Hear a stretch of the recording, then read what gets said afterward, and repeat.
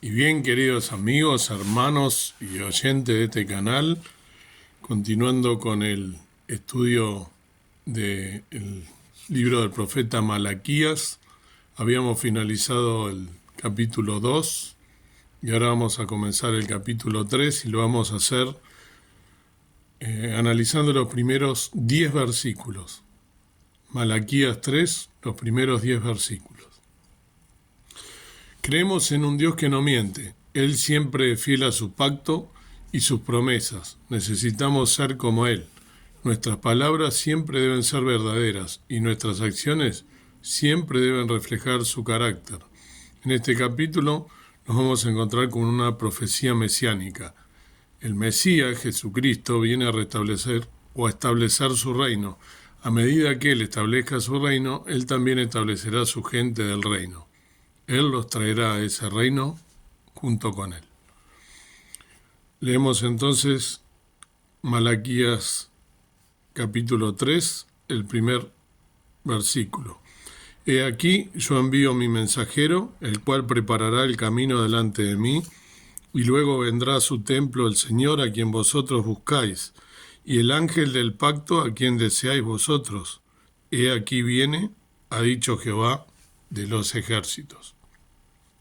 He aquí, esta es una palabra que indica que debemos poner atención. Dios va a revelar algo muy significativo aquí. Cuando dice mi mensajero, esta palabra en hebreo significa mensajero, pero también puede significar ángel.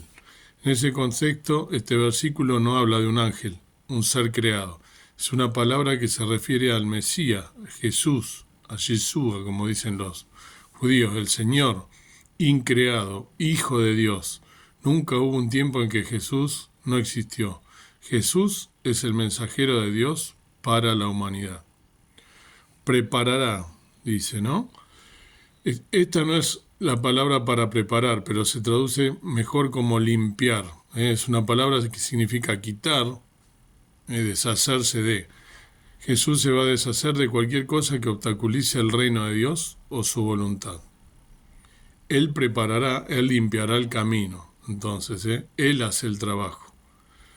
Templo, ¿no? Cuando dice el templo, santuario, una referencia al lugar más santo, al lugar santísimo. Y vendrá súbitamente, dice, ¿no? Vendrá a su templo, no, vendrá súbitamente, dice. A su templo el Señor. Durante el reino milenial, el reinado de los 1000 años de Jesús, del Mesías, podemos verlo esto en Apocalipsis 24. En Apocalipsis 24 nos dice: y vi tronos y se sentaron sobre ellos, y le fue dado juicio, y vi las almas de los degollados por el testimonio de Jesús y por la palabra de Dios, y que no habían adorado a la bestia, ni a su imagen, y que no recibieron la señal en sus frentes ni en sus manos, y vivieron y reinaron con Cristo 1000 años. Cuando vendremos a reinar con Cristo 1000 años en el reino milenial, en el milenio. También lo vemos en Zacarías 14, Zacarías 14, 4, si no me equivoco. Zacarías 14, versículo 4. Sí, y afirmarás en su pie en aquel día sobre el monte de las Olivas, que está enfrente de Jerusalén a la parte oriente, y el monte de las Olivas se partirá por medio de sí hacia el oriente y hacia el occidente, haciendo un muy grande valle, y la mitad del monte se apartará hacia el norte, y la otra mitad hacia el mediodía. Es donde comienza, ¿no? Isaías 2, del 2 al 4 también nos dice: y acontecerá en lo postrero de los tiempos que será confirmado el monte de la casa de Jehová por cabeza de los montes, y será ensalzado sobre los collados, y correrán a él todas las gentes, y vendrán muchos pueblos y dirán: venid y subamos al monte de Jehová, a la casa de Dios de Jacob, y nos enseñarán sus caminos y caminaremos por sus sendas, porque de Sión saldrá la ley y de Jerusalén la palabra de Jehová. Y juzgará entre la gente y reprenderá muchos pueblos, y volverán sus espadas en rejas de arado y sus lanzas en hoces. No alzará espada gente contra gente, ni se ensayarán más para la guerra. Entonces habrá un templo en funcionamiento en Jerusalén, ¿sí? El Mesías gobernará y reinará desde este lugar. Luego habíamos visto, ¿no? Cuando dice el ángel, el mensajero del pacto, refiriéndose al Mesías, ¿no? Refiriéndose a Jesús. En Génesis 48, 15 y 16 también tenemos una referencia en Génesis capítulo 48, 15 a 16. Y bendijo a José y dijo: el Dios en cuya presencia anduvieron mis padres Abraham e Isaac, el Dios que me mantiene desde que yo soy hasta este día. El ángel que me liberta de todo mal bendiga a estos mozos y mi nombre sea llamado en ellos, y el nombre de mis padres Abraham e Isaac, y multipliquen en gran manera en medio de la tierra. Jacob, cuando estaba muriendo también, habla de este mensajero, ¿no?, como un redentor. La redención nos llega a través de un pacto, el nuevo pacto que, como el pacto abrahámico, solo puede entrarse a través de la fe. Deseáis, dice, ¿no? Acá dice, a quién deseáis vosotros, ¿no? Habíamos leído. También se puede traducir deseo. En inglés se tradujo como deleite. He aquí viene, ¿no? Dice, el Mesías viene para establecer un reino de justicia del cual nosotros, como creyentes, vamos a ser parte. Ya lo leímos recién, ¿no? Cuando vendremos a su reino milenial. Versículo 2. ¿Y quién podrá sufrir el tiempo de su venida? O ¿quién podrá estar cuando Él se mostrará? Porque Él es como fuego purificador y como jabón de lavadores. Bien. ¿Y quién podrá soportar el tiempo de su venida? Él viene con el propósito del juicio. La respuesta a esta pregunta es solo aquellos que están en pacto con Él, redimidos por Él. Esto lo podemos ver en Hebreos 9, 22. Libro de Hebreos 9, 22. Aquí nos dice, en Hebreos 9, 22, nos va a decir, aquí, y casi todo es purificado según la ley con sangre, y sin derramamiento de sangre no se hace remisión. Entonces, solamente en el pacto con Él los redimidos por Él, ¿no? Remisión es una palabra redentora, podrán soportarlo, ¿sí? ¿Quién podrá estar en pie cuando Él se manifieste, ¿no? Dice, solo aquellos a quienes se les ha perdonado los pecados podrán estar de pie en el día de su venida. Y dice jabón, ¿no? Fuego, jabón. La sangre del Mesías nos refina, pasado por fuego, y nos purifica, nos limpia, como el jabón. Su sangre tiene el poder de producir un cambio justo en nuestras vidas. La redención nos prepara para su reino. Su justicia nos es imputada en el momento en que creemos. Esto lo vemos en la carta del apóstol Pablo a los romanos, Romanos 4, 6 al 8, dice así. Como también David dice ser bienaventurado el hombre al cual Dios atribuye justicia sin obras, diciendo, bienaventurados aquellos cuyas iniquidades son perdonadas y cuyos pecados son cubiertos. Bienaventurado el varón al cual el Señor no imputó pecado. Entonces, fuego habla de juicio, será exhibido y derramado sobre este mundo para aquellos que no tienen una relación de pacto con Dios a través del Mesías. Aquellos que hayan rechazado a Dios o que no hayan tenido fe como Abraham serán consumidos en ese día.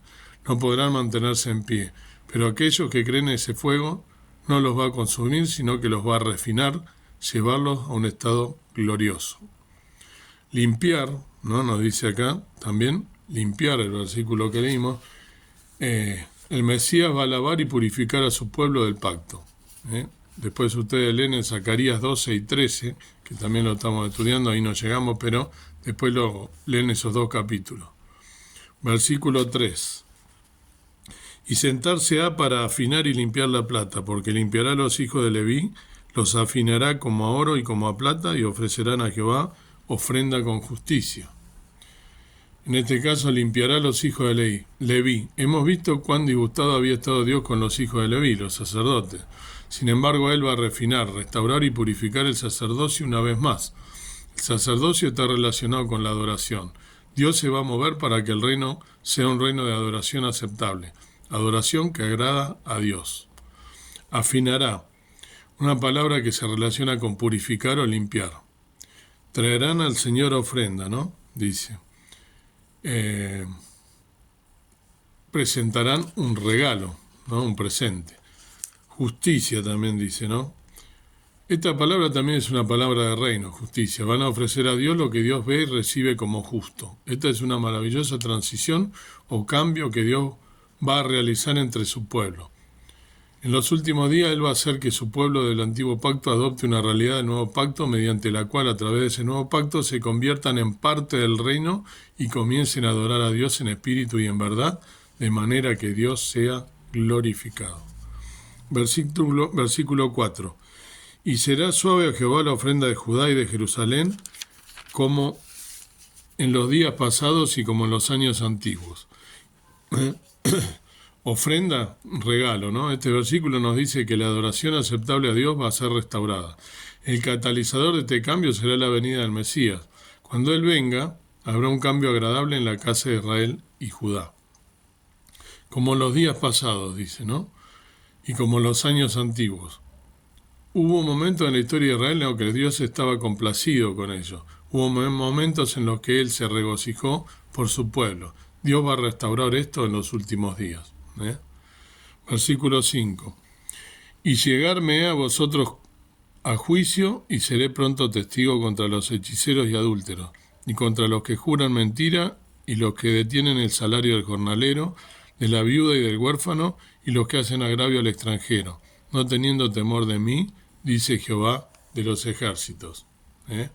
Entonces, este llegarme, en el original dice vendré. Cuando Dios se acerca significa que Él está observando al pueblo. Cuando dice vosotros, Dios le está hablando a Israel a través del profeta Malaquías sobre su condición actual.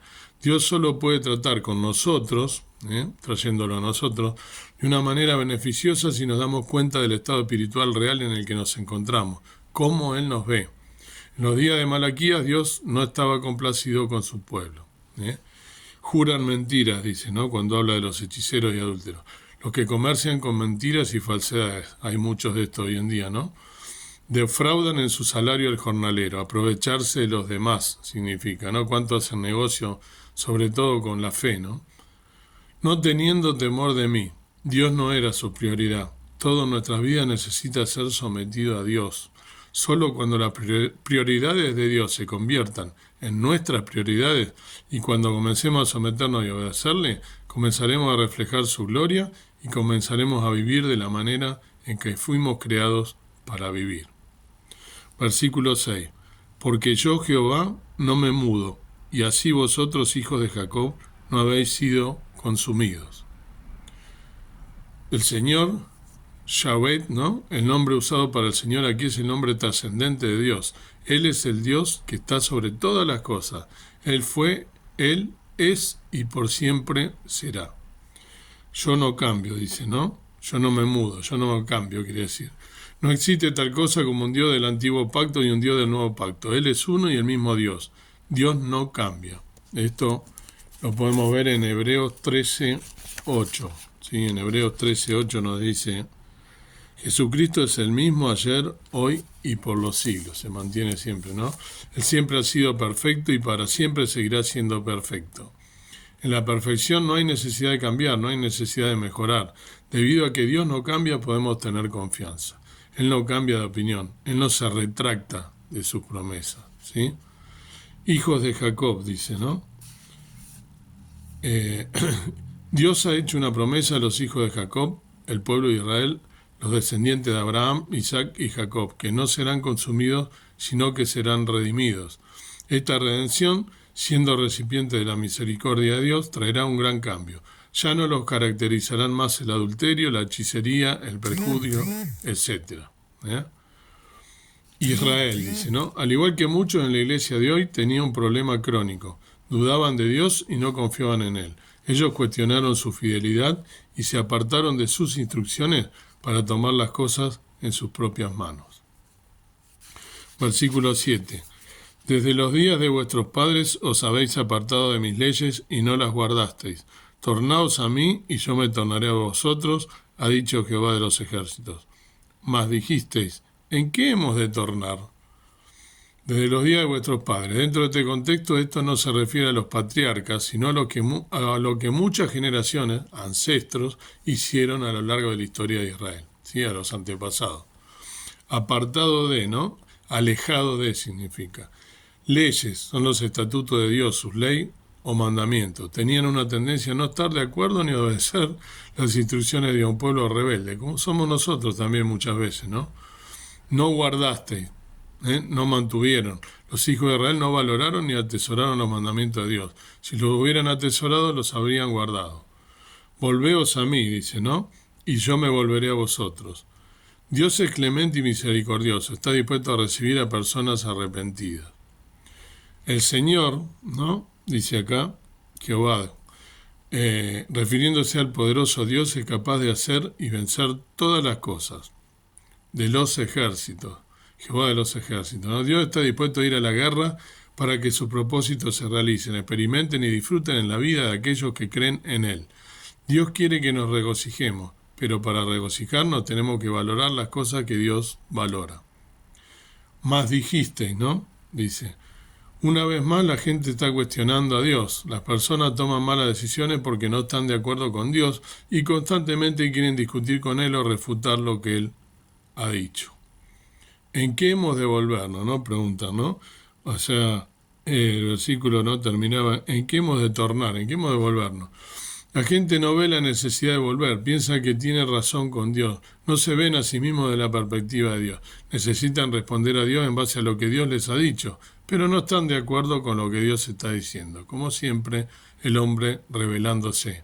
El pueblo de Israel y nosotros también somos rebeldes. Versículo 8. ¿Robará el hombre a Dios? Pues vosotros me habéis robado. Y dijisteis, ¿en qué te hemos robado? Los diezmos y las primicias. ¿Robará el hombre a Dios? No estaban dispuestos a ser fieles a Dios en sus finanzas. Robará. A una persona a la que le roban no le gusta que la defrauden. Dios, ¿no? ¿A quién le roban? A Dios. El término usado para Dios, Elohim, aquí se relaciona con Dios que juzga. Una de las principales características y entendimiento de Dios que debemos tener es que Dios es juez. Vosotros, ¿no? Escrito en plural. Dios está hablando con todas las personas. Y dijisteis, ¿no? Una vez más no le van desde la perspectiva de Dios. Ellos no están de acuerdo con Dios. Por eso se rebelan, ¿no? Diezmos. Dar a Dios el 10% de nuestros ingresos. Esto está establecido ya desde Génesis 14, del 18 al 20, dice.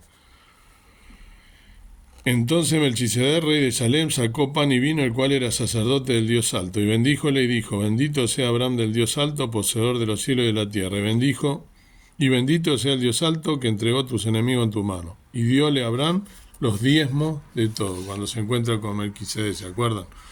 Y en Hebreos 7.2, también, porque podemos decir, pero esto está nada más que en el Antiguo Testamento.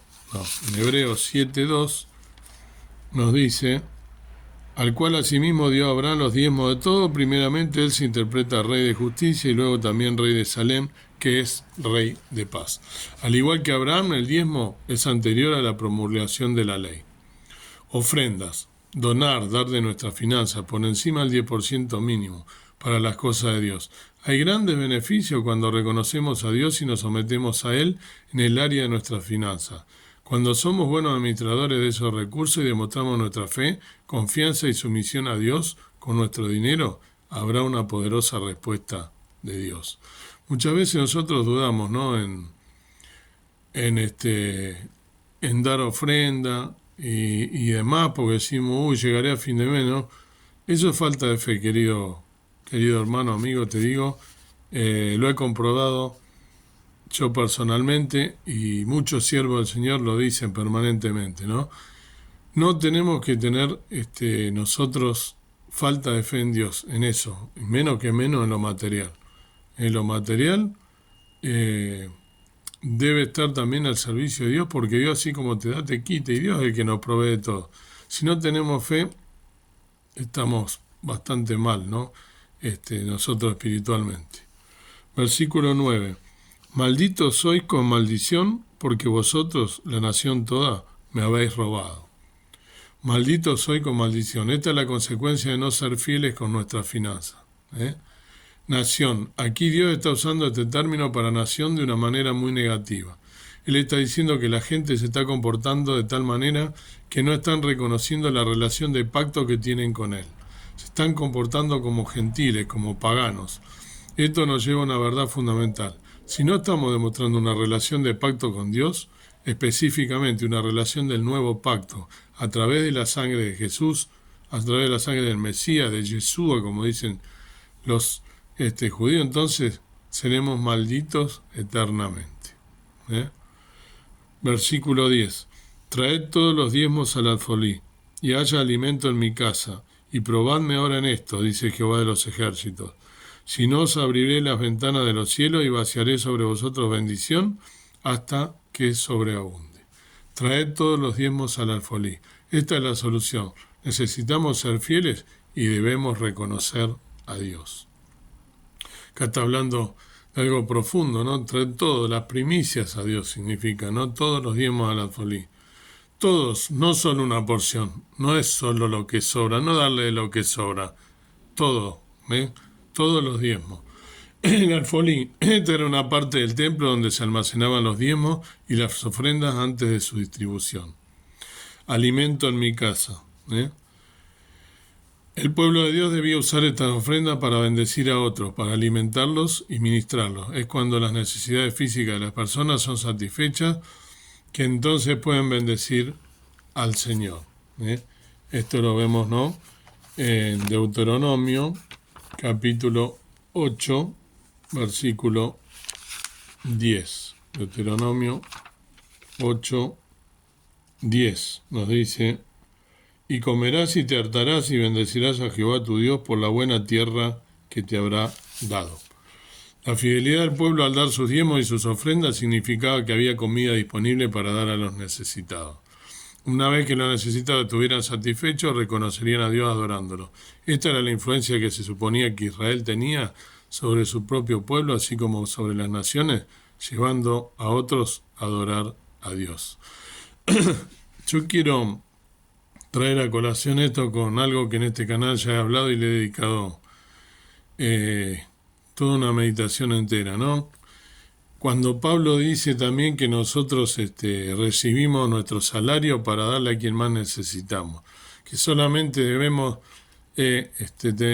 nosotros tener nada más que el sustento, ¿no? para tener, y con eso sobre que el resto Dios nos lo da para darle al que más nos necesitamos. Tomemos en serio esto, porque fíjense que la palabra de Dios, tanto en el Antiguo como en el Nuevo Testamento, habla de esto, ¿no? Acá está diciendo qué importante que es de verdad dar a quienes más lo necesitan. ¿Cuántas veces somos egoístas cuando vemos una persona con necesidad y cómo nosotros la verdad que no estamos a la altura de lo que Dios nos pide? Probadme, nos dice acá, ¿no? Pruébame o ponme a prueba. Dios está invitando a la gente a hacer esto. Necesitamos ser fieles con nuestras finanzas y obedecer las instrucciones de Dios con respecto a nuestro dinero. No podemos servir a dos señores. O servimos a Dios o servimos al dinero. Mateo 6:24, nada más ni nada menos que el Señor Jesús nos dice: ninguno puede servir a dos señores, porque o aborrecerá al uno y amará al otro, o se allegará al uno y menospreciará al otro. No podéis servir a Dios y a Mamón. Ventanas, ¿no? Decía el versículo 10, ventana de los cielos, ¿no? Esta palabra significa literalmente chimenea. Una chimenea le da al humo la oportunidad de ir de un lugar a otro. Es una tubería, una ruta directa para ir de un lugar a otro.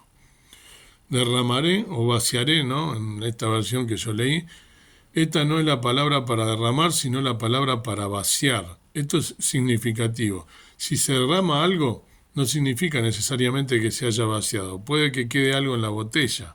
Cuando algo se vacía significa que Dios dará todo lo que Él quiere que recibamos. Dios quiere que le obedezcamos para poder hacer cosas buenas por nosotros, hasta que sobreabunde, ¿no? Termina el versículo. Esta es una referencia a Dios derramando tanta bendición o bondad sobre nosotros que nuestras copas rebosan. Lo podemos ver en el Salmo 23, 5, ¿no? Tan conocido el Salmo de David. Salmo 23, 5. Aderezarás mesa delante de mí en presencia de mis angustiadores. Ungiste mi cabeza con aceite, mi copa está rebosando. Entonces, experimentamos abundancia, ¿no? Nuestra copa rebosa. La abundancia es una característica principal del reino de Dios. Cuando somos fieles con nuestras finanzas y reconocemos nuestra fe en Dios con nuestro dinero, vamos a comenzar a experimentar la realidad del reino de Dios en nuestra vida. Esto es lo que Dios nos promete. Que Dios te bendiga y que puedas realmente experimentar estos versículos que son tan importantes para nosotros, aunque no parezca, son pero tan importantes para nuestras vidas. Tomémoslo seriamente como cada palabra que está escrita en la palabra de Dios. Esto nos tiene que hablar en el día de hoy, no ser egoísta con nuestras finanzas, dar para todas las necesidades que tiene la obra de Dios, la congregación en que nosotros estemos, pero también para los pobres, para los necesitados, para aquellos que están en peor situación que nosotros. No debemos ser egoístas y Dios nos va a recompensar. Eso es parte también de la fe y de la madurez espiritual que nosotros como creyentes debemos tener. Y siempre también otra enseñanza, por supuesto, que vinimos hablando al comienzo de estos versículos que estamos viendo de Malaquías 3, ¿no? No darle la espalda a Dios, no también es parte de esto que acabo de decir, ¿no? No dudar de la palabra de Dios, ni rebelarnos contra Dios y lo que Dios nos está diciendo. Debemos serle fiel, debemos confiar en Dios y todo lo que está escrito, no somos nosotros quienes, no tenemos autoridad para nosotros estar cuestionando la palabra de Dios ni a nuestro Padre Celestial. Que Dios te bendiga. Amado Dios, amado Padre Celestial, gracias por esta preciosa enseñanza que nos dejas en este libro del profeta Malaquías, que así como el pueblo de Israel se ha rebelado, y tantas veces nosotros nos rebelamos por nuestra carnalidad, por no seguir tu voluntad, y tenemos malas consecuencias, que tú nos bendigas en este día para poder ser victoriosos, para saber que tu guía es la que a nosotros nos conviene para ser bendecidos, no rebelarnos porque el Padre Celestial todo lo sabe, todo lo puede y siempre buscará lo mejor para nosotros. Pensar en la obra de nuestro Señor Jesucristo, de que vamos a reinar por 1000 años, como también hemos recordado aquí, con Él, y que debemos serte fieles hasta el último día, hasta el día que venga Jesús a buscarnos. Gracias por la redención preciosa, por redimirnos, por salvarnos de la perdición eterna, por darnos vida en abundancia, que seamos fieles, que podamos darle a los que más necesitan, que todas estas enseñanzas que hemos visto en estos 10 versículos del capítulo 3 de Malaquías las podamos poner por obra, cada una de ellas, y que podamos ser bendecidos, poniendo en práctica cada una de las enseñanzas que tú nos das a través de la palabra. Gracias te doy por todo, en el nombre precioso de Cristo, nuestro amado Salvador. Amén. Que el Señor te bendiga y que puedas meditar en estas cosas.